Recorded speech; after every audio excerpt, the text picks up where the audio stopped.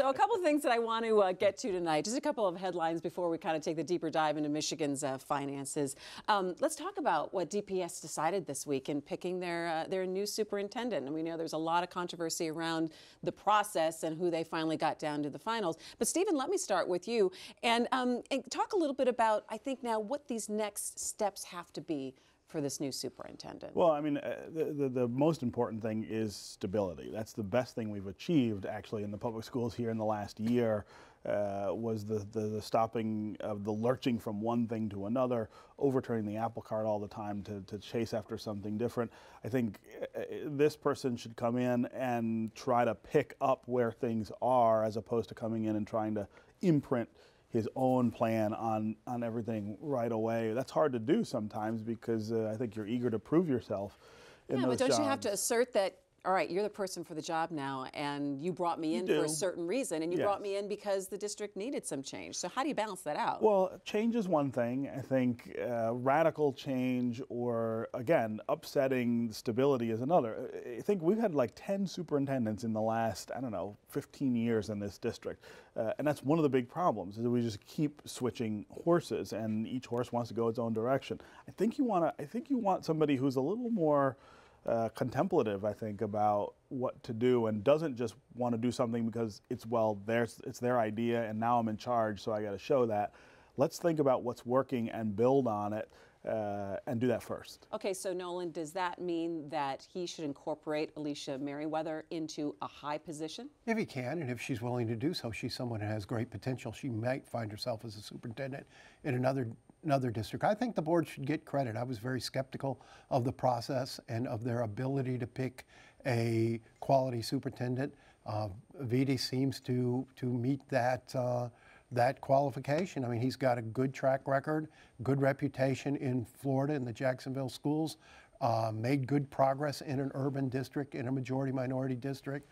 Hopefully he can do the same here. I'm not sure he has the luxury of a deliberative, to go at a deliberative, slow pace. I think you do need some big moves in this district right away. You got to figure out, first of all, what to do with those schools that are on the failing list and on the closing list. If you're not going to close them, if that's the sentiment of the community, that's what they want to do, then you got to fix them in a hurry, because these schools are not places anybody should have to send their children. Some of these schools have absentee rates over 50%.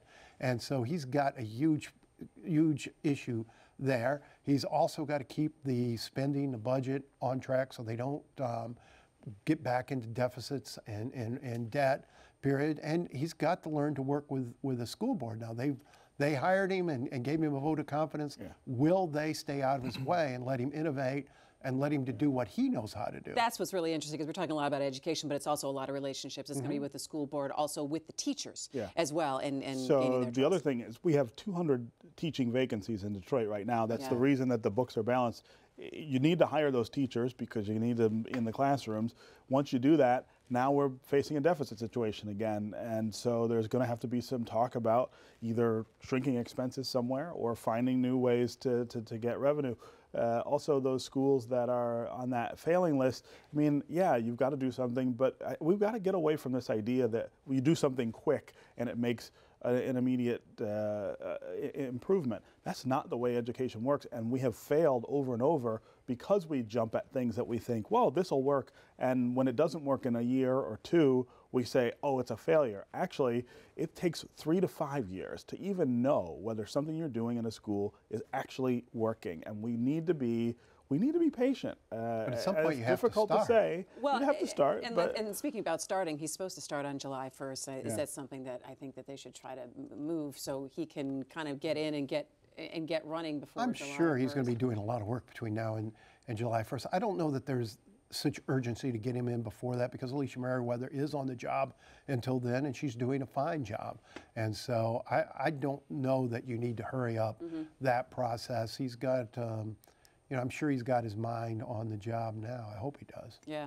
Another thing I think that everyone's talking about this week is the fact that Bill O'Reilly got let go from Fox. And wow, when you take a look at not just the allegations, but the amount of money that Fox News paid out over since what, 2004. Right. And you kind of look at the crisis, I think, that the Fox Broadcasting has gone through in the last year or so. It amazes me that we're still talking about this kind of sexual harassment in a workplace. What they paid out was small change in compared to Compared to the amount of money he brought in. Well, compared to the amount of money they were going to lose from the 50 advertisers who pulled out. Fox would have never moved on this. Probably no network wouldn't have, had the advertisers not say, "Ooh, we don't want to be associated with someone like this, someone who's been accused of that." And I think that's where the real But they were for so long. But that's the whole thing, is they put up with it. They put up with it for a long time, and it was only when the sponsors finally said, "We're going to pull our money." It's like, oh, that's right. Okay. That's right. And but the sponsors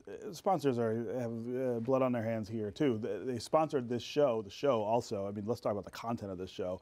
This guy going after all kinds of other people on the basis of criticizing their personal behavior while he was pinching women anywhere else. Well, but again, I mean, I think there is this garish hypocrisy that's involved with commentators like this that undermines all legitimate media, and Fox is a pretty frequent perpetrator of this. It's not just Bill O'Reilly; they have other people who do that. And when I worked in Washington, I used to appear on Fox News. The truth is, they have decent news programming that is fair and does come at things from an impartial standpoint, but then they also have clowns like this who damage their reputation but also damage mainstream media. Well, there's no shortage of clowns on cable TV. Fox is This is true. I agree with that. Fox is the most highly rated cable news channel. That's the problem. It's got a big audience. It's an important audience. A lot of the views that get expressed there don't get expressed anywhere else. Bill O'Reilly had a golden run. He made a ton of money. His book sold like hotcakes, but he couldn't keep. Because he also used that platform to sell his books as well. The difference between popularity and credibility. He was a marketing genius. We deal with that every day. We deal with that every day at the newspaper. We could sell millions of free presses every day by putting garbage in it that people just consume. I don't think you could sell millions of free presses every day, no matter what you did, Steve. But Bill O'Reilly was a marketing genius, and there was no problem with his content. His content was his personal behavior, and it caught up with him. Yeah, and I think we're going to hear more. Actually, I think you're going to see more coming out of Fox. All right, and real quick before we leave kind of this headline segment, Virgil Smith filing to run for city council. Thoughts, gentlemen, on that one? He still wants to serve. You have no comment. Well, wow, I thought this would have been an easy one. Let's see. I mean, Detroit voters have proven themselves a lot better in recent elections than perhaps in the past. So, I think he has an uphill climb, mostly because the person who has that seat, despite being himself somewhat of a controversial character, is extremely popular. I think beating Cushenberry will be very tough. It's going to be hard. As the world turns. All right.